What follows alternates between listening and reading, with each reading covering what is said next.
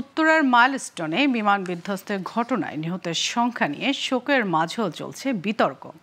শীর্ষ রাজনীতিক থেকে শুরু করে সাধারণ মানুষ কেউ বাদ নেই এই বিতর্কে। কেউ বলছেন মৃত্যুর শতাধিক, কেউ বলছেন বেশ কিছু লাশ গুম হয়েছে, আবার সরকারি তথ্যও আছে গরমিল। প্রধান উপদেষ্টা দপ্তর বলছে ২৯ জন, আইএসপিআর বলছে ৩১ জন।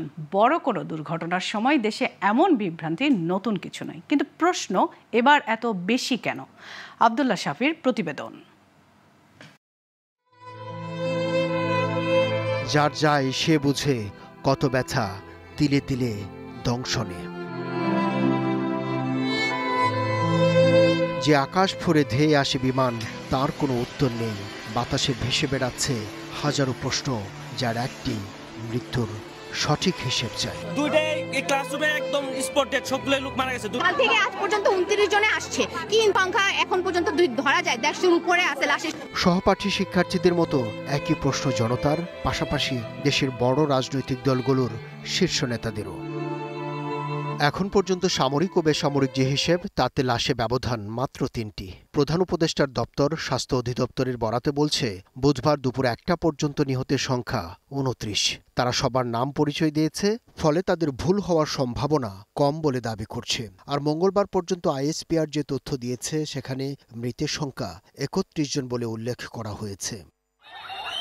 ফলে সাধারণ মানুষ মেলাতে পারছে না নিহতের সংখ্যা। সামাজিক মাধ্যম ও বিভিন্ন সূত্র উল্লেখ করে ইচ্ছে মতো নিহতের সংখ্যা বলছে। তাই সন্দেহ বাড়ে, তবে কি গুম করা হয়েছে লাশ?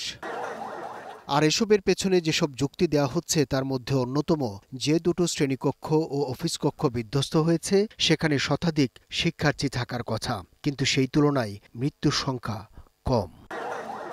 সামাজিক মাধ্যমে লাশের সংখ্যা নিয়ে আলোচনা সমালোচনা থাকলেও গত ২ দিনে স্কুলের আশপাশে বা হাসপাতালে এমন কাউকে পাওয়া যায়নি যারা তাদের সন্তানের খবর এখনো জানেন না। এখানে গরমিল হতে পারে, কারণ হচ্ছে এটা তো ইমার্জেন্সি।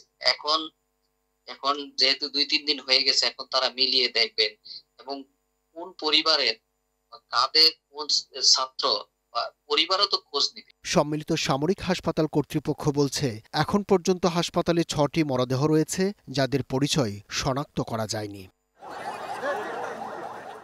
এদিকে এই ঘটনায় আহত, নিহত, নিখোঁজ শিক্ষার্থী ও অন্যদের প্রকৃত সংখ্যা বের করতে ৬ সদস্যের একটি কমিটি গঠন করেছে স্কুল কর্তৃপক্ষ। ওখানে কতজন ছিল এক্স্যাক্টলি এটা আমরা এখনো বুঝতেছি না, যেহেতু ছুটির পরে ঘটনাটা ঘটলো। এটা নিয়ে তদন্ত কমিটি গঠন করা হয়েছে, হয়তো আমরা জানতে পারবো আর কি। বিশেষজ্ঞরা মনে করেন, বিভিন্ন সময়ে নানান ঘটনায় সাধারণের মনে যে অবিশ্বাস তৈরি হয়েছে, সেই কারণেই সমাজে এমন প্রতিক্রিয়া। যদি দু একটা আমরা যদি ধরতে পারতাম, আমরা যদি বলতে পারতাম, হ্যাঁ এখানে এরকম মারা গেছে, এখানে কম্বল হয়েছে, এরকম তো প্রমাণ তো করতে পারে, অনুমানের ভিতরে।